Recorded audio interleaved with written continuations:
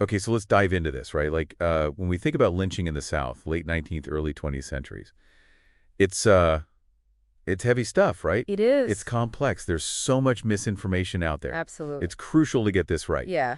So for this deep dive, we're turning to, well, I think a really powerful voice. Um, Ida B. Wells Barnett and her pamphlet, Southern Horrors, Lynch Law in All Its Phases, Mm-hmm. published in 1892. This work is, I mean, it's just a searing indictment of racial terror and the myths that were used to justify it. Yeah, and what makes Southern horror so powerful is that, Wells Barnett wasn't writing this from some, ivory tower. Right?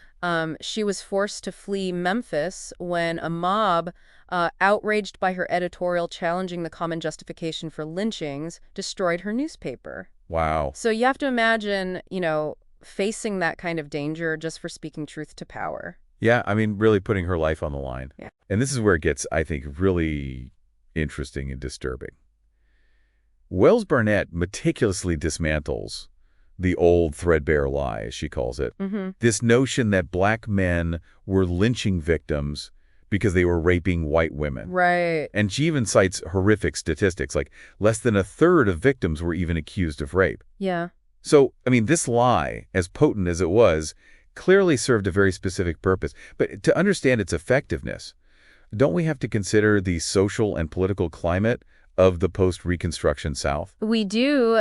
You have white Southerners who are desperately clinging to power in the face of just massive, societal upheaval. Right, so they needed something to cling to. Absolutely. So this myth, the myth of the black rapist, almost becomes a tool for them to use. It does. It plays on existing prejudices, stokes fear amongst white communities, and it provides a convenient justification for violence and disenfranchisement. Okay. And it wasn't just about these, isolated acts of violence. This was about maintaining a racial hierarchy. A system of control. Absolutely. So Wells Barnett quotes a white newspaper editor, and he chillingly suggests that black men are inherently more prone to rape than white men. Right. I mean, just blatant racism.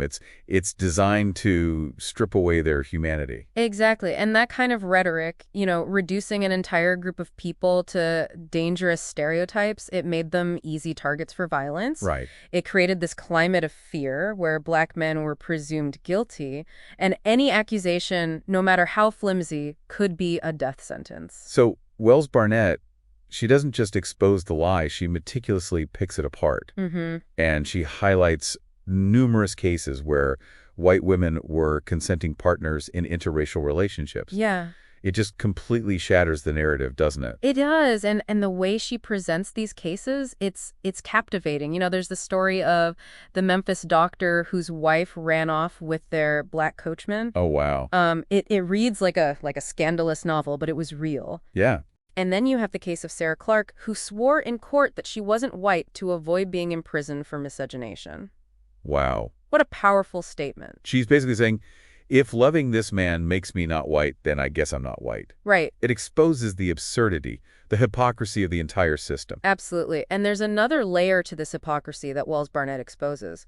While white men claimed to be protecting white womanhood, they were simultaneously engaging in widespread sexual exploitation of black women. Of course, of course. The power dynamics were completely skewed. It's infuriating. She cites a case in Nashville where a white man who raped a young black girl got a mere 6 months in jail and later became a police detective. Yeah. I mean, that case perfectly illustrates, I think, the deep-seated injustice, the power imbalance at play. Absolutely. White men could act with impunity, while black men faced the most severe consequences for even the slightest perceived transgression. It's unbelievable. Yeah.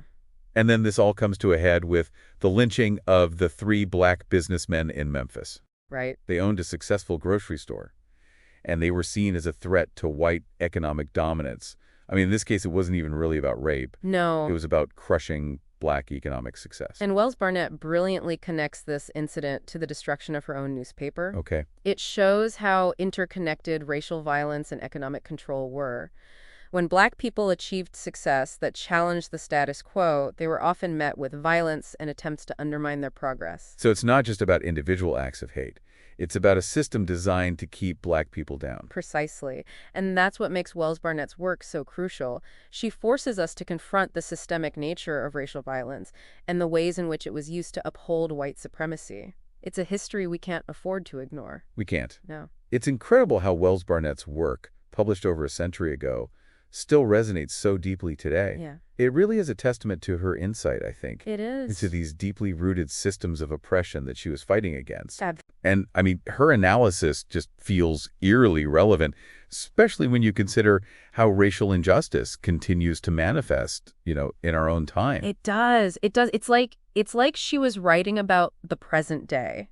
So are you saying, like, that those same harmful stereotypes, those narratives that fueled lynching back then, are still present today, just in different forms? Absolutely. I think, the myth of the Black rapist, it didn't just disappear. Right. It morphed and evolved, and it's found new ways to permeate our culture and influence our perceptions, unfortunately. Right. And you think about, the disproportionate portrayal of Black men as criminals in the media, Mm-hmm.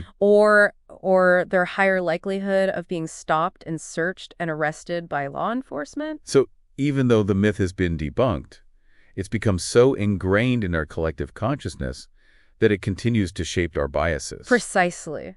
Precisely. And that's why I think it's so important to be aware of these implicit biases Mm-hmm. and to actively challenge them, you Yeah. know? We need to critically examine those narratives that are presented to us, especially when they reinforce these harmful stereotypes. Yeah. We can't just passively accept, what we see and hear. Right. Have to dig deeper, just like Wells Barnett did. Instead of taking things at face value, we need to ask ourselves those tough questions. Yeah. Who benefits from this narrative? Yeah. What are the underlying power dynamics at play here? Mm-hmm. How does this impact real people's lives? Exactly. These stories, these myths, they have real-world consequences. Right. They influence policies, they shape public opinion, and they contribute to the perpetuation of systemic racism. And Wells Barnett, she didn't just stop at exposing these injustices, right? No, she didn't. She also called on Black people to take collective action, to protect themselves, to fight for their rights. She advocated for boycotts, for immigration, even for armed self-defense. Yeah, I mean, that was a radical message for its time. It was.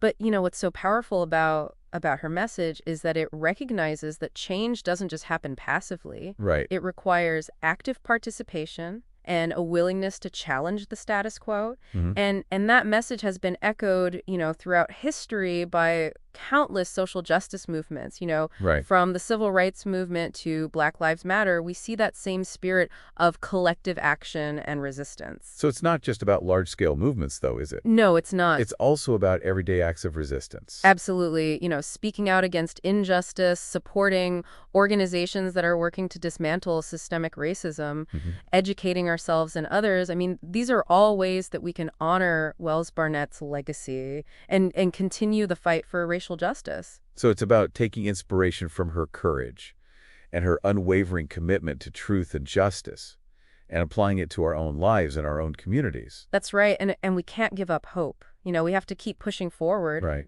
We have to keep demanding better and keep working towards a more just and equitable future, even in the face of seemingly insurmountable obstacles. And this reminds me of something that we talk about a lot on the show, Yeah, the power of local action. absolutely. Just like Wells Barnett mobilized her community, Mm-hmm. we believe in the power of individuals to make a difference right here in Deer Park, LaPorte, and Pasadena. That's what Think and Act Locally is all about, Yeah. empowering residents of our community to improve their lives and create positive change. It's about addressing issues like education and healthcare disparities. Absolutely. Advocating for economic empowerment, working towards criminal justice reform. We're all about providing actionable information and resources so that residents can become active participants in shaping our community. And we've seen firsthand how this local action can lead to tangible results. Right. Policy changes, new educational opportunities, stronger connections between neighbors. So if you're finding value in this deep dive into Ida B. Wells Barnett's work and her call to action, consider supporting Think and Act Locally with a donation. Yeah. You can find a link to our website in the show notes. Every contribution helps us to continue this work It does. of empowering residents and building a more just and equitable community right here in Southeast Houston. It's about taking inspiration from individuals like Ida B. Wells Barnett Yeah. and channeling their courage and determination into our own actions right here in our own backyard. And as we wrap up this part of our deep dive, remember that the struggle for racial justice is ongoing.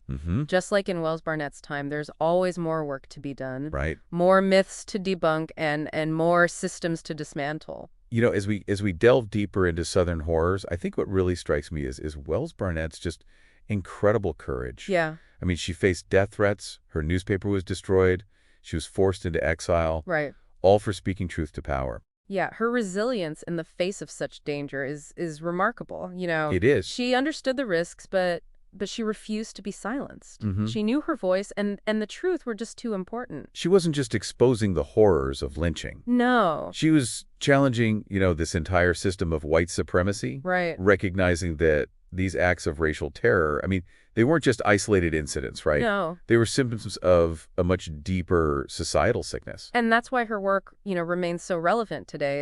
It's not just a historical account. Right. It's a call to action, urging us to confront how racism continues to permeate our society.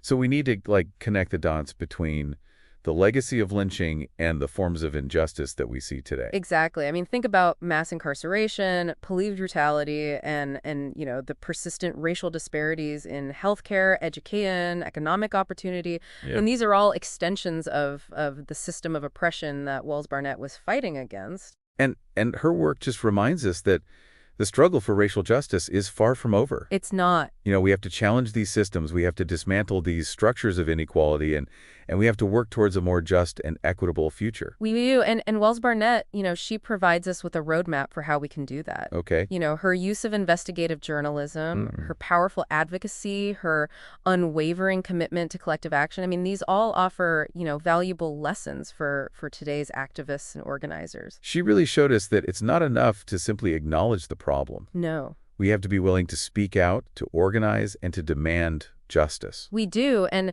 just as she connected, lynching to this larger issue of white supremacy, we need to connect the dots between the various forms of injustice that we see today. Right. We have to understand that racism isn't just about, individual acts of prejudice, but it's this complex web of interconnected systems and policies and beliefs that perpetuate inequality.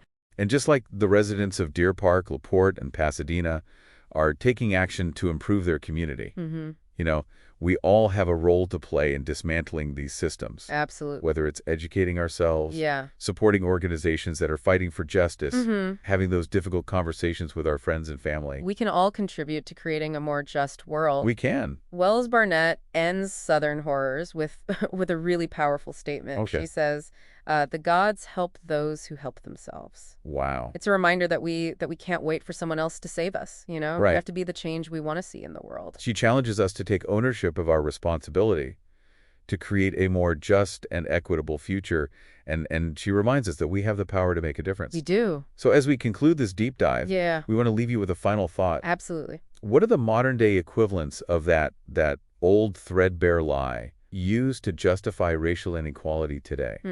And how can we, like Ida B. Wells Barnett, effectively challenge them?